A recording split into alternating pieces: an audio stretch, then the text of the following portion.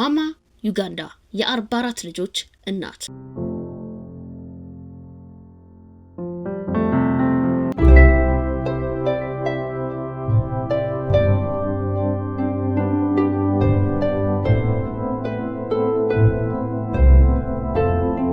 በአንድ ማህፀን 44 ልጆችን መውለድ ይቻላል ብላችሁ ታስባላችሁ? አብዛኞቻችን 2 ወይም 3 ልጆችን ለማሳደግ አስበን ሊሆን ይችላል። እሱም በኢኮኖሚና በሐሳብ ልንጨነቅ እንችላለን። በአፍሪካ እምብርት ላይ አንዲት ሴት ለ4 አስርት ዓመታት ዓለም አይቶት የማያውቀውን ተአምር እያሳየች ነው። ዛሬ የምነግራችሁ ታሪክ ስለ አንዲት ሴት ጥንካሬ ብቻ ሳይሆን በስተጀርባው ስላለው ልብ ሰባሪ ስቃይ፣ ስለ ክደትና ስለማይበገረ የእናትነት ፍቅር ነው። ማማ ዩጋንዳ የ44 ልጆች እናት። ማማ ዩጋንዳ በመባል የምትታወቀው ማሪያ ናባታንዚ የምትኖረው በዩጋንዳ ሙኮኖ በተባለ አካባቢ ነው። በአሁኑ ወቅት እድሜዋ በ40ዎቹ አጋማሽ ላይ የሚገኝ ቢሆንም የህይወት ታሪኳ ግን ከ100 ዓመት በላይ የኖረች ሴትን ያህል ውጣ ውረድ የበዛበት ነው። ማሪያ በዓለም ላይ በጣም ፈርታይል የሆነች ሴት የሚል ስያሜ ተሰጥቷታል። ይህ በሆነው በተፈጥሮ በገጠማት ሃይፐር ኦቪሌሽን በሚባል የጤና ሁኔታ ነው። በአንድ የወር አበባ ዑደት ውስጥ አንድ እንቁላል ብቻ ማምረት ሲገባ የእሷ አካል ግን በአንድ ጊዜ ብዙ እንቁላሎችን ያመርታል። ይህ ደግሞ በሄደችበት ቁጥር መንታ፣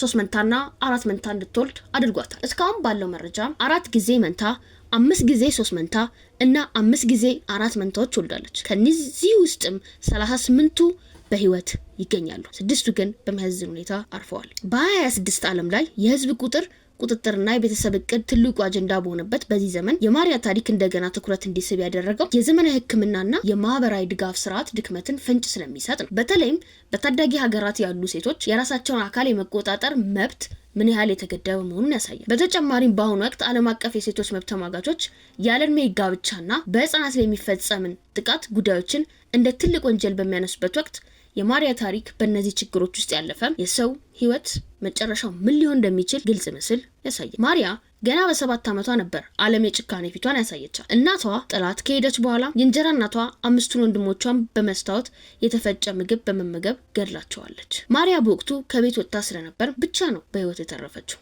ያኔ የተረፍኩት ለዚህ ሁሉ ስቃይ ይሆን ስትል ዛሬ ላይ ታስታውሳለች። ማሪያ 12 ዓመት ሲሆናት ቤተሰቦቿ ለ40 ዓመት ጎልማሳ በገንዘብ ሸጧት። እሷ ያኔ ሰርጋ መሆኑን እንኳን አታውቅም ነበር። ሰዎች ወደ ቤታቸው መጥተው ስጦታ ሲሰጡኝ የሆነ ደስ የሚል ነገር እየሆነ መስሎኝ ነበር፣ ግን ያ የተረገመ ትዳር መጀመሪያ ነበር ትላለች። ይህ ሰው ለአመታት በአካልና በአእምሮ ሲያሰቃያት እየኖረ ሰው ነው። ማሪያ ልጆቿን በወለደች ቁጥር ባሏ ድጋፍ ከማድረግ ይልቅ ይደበድባትና ይጠፋ ነበር። በመጨረሻም ከጥቂት ዓመታት በፊት ያለውን ንብረት ይዞ በመጥፋት ልጆቹና ማሪያን ሜዳ ላይ ጥሏቸዋል። አሁን ማሪያ ልጆቿን የምታሳድገው ብረታ ብረት በመሸጥ ልብስ መስፋትና በፀጉር ስራ ነው። 44 ልጆች 38ቱ እስካሁን አሉ። ዛሬ ላይ ብዙ የዩቲዩብ ተከታዮች ወይንም ጥቂት ንብረት ይዞ መኖርን እንደ አዲስ ፋሽን ያወራሉ። ነገር ግን ማሪያ የምትኖረው በግዴታ ሚኒማሊዝም ውስጥ ነው።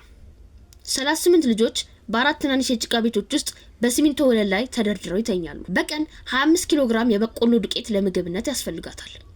ይህንንም ለማሟላት የምታደርገው ጥረት በአሁኑ ወቅት ያለው የኑሮ ውድነት በደሃው ማህበረሰብ ላይ ምን ያህል ጫና እንደሚፈጥር የሚያሳይ ያው ምሳሌ ነው። ማሪያ በ12 ዓመቷ መዳሯ ግልጽ የሆነ የህፃናት ጥቃት ነው። በ21ኛው ክፍለ ዘመን እንኳን በብዙ የዓለም ክፍሎች ህፃናት ልጃገረዶች እንደ ሸቀጥ መታየታቸው አሳዛኝ ነው። ይህ ሁኔታ ትምህርታቸውን እንዲያቋርጡ፣ የጤና ችግር እንዲገጥማቸውና በድህነት አዙሪት ውስጥ እንዲቀሩ ያደርጋቸዋል። የማሪያ ህይወት የዚህ ስር የሰደደ ችግር ውጤት ነው። ማሪያ ገና በመጀመሪያ ልደቷ መንታ ስትወልድ ወደ ሐኪም ሄዳ ነበር። ሐኪሞች ግን መውለድ ካቆምሽ እንቁላሎች በሆድ ውስጥ ፈንድተው ይገድሉሻል የሚል የተሳሳተ ወይም ያልተሟላ ምክር ሰጧት።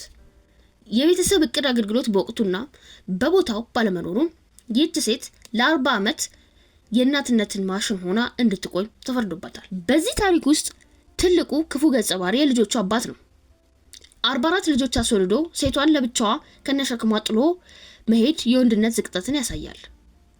ማህበረሰቡም ቢሆን ማሪያን እሷ ፈርታይል ናት ብሎ ከማርነቅ ባለፈ ልጆቿ ትምህርት ቤት እንዲሄዱና የተመጣጠነ ምግብ እንዲያገኙ ያደረገው ድጋፍ እጅግ አነስተኛ ነው። የማሪያ ትልቁ ህልም ልጆቿ ተምረው ትልቅ ደረጃ እንዲደርሱ ነው። እኔ ልጅነት አልነበረኝም፣ እነሱ ግን እንዲኖራቸው ፈልጋለሁ ትላለች። ትልቁ ልጇ የሃያዎቹ መጨረሻ ላይ ቢሆንም የቤተሰቡን ወጪ ለመሸፈን ትምህርቱን አቋርጦ እናቱን ይረዳል።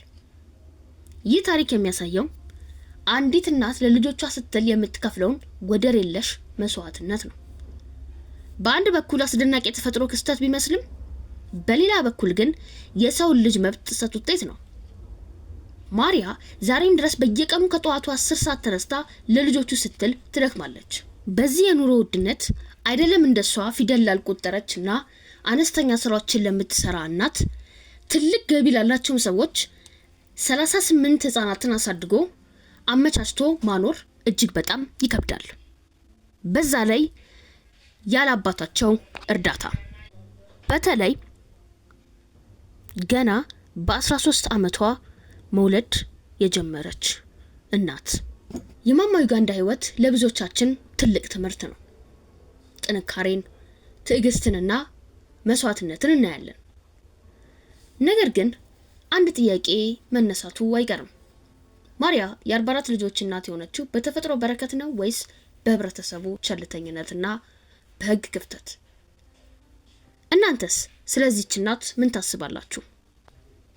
ይህ ታሪክ የጥንካሬ ማሳያ ነው ወይንስ ደግሞ የፍትህ መጓደል?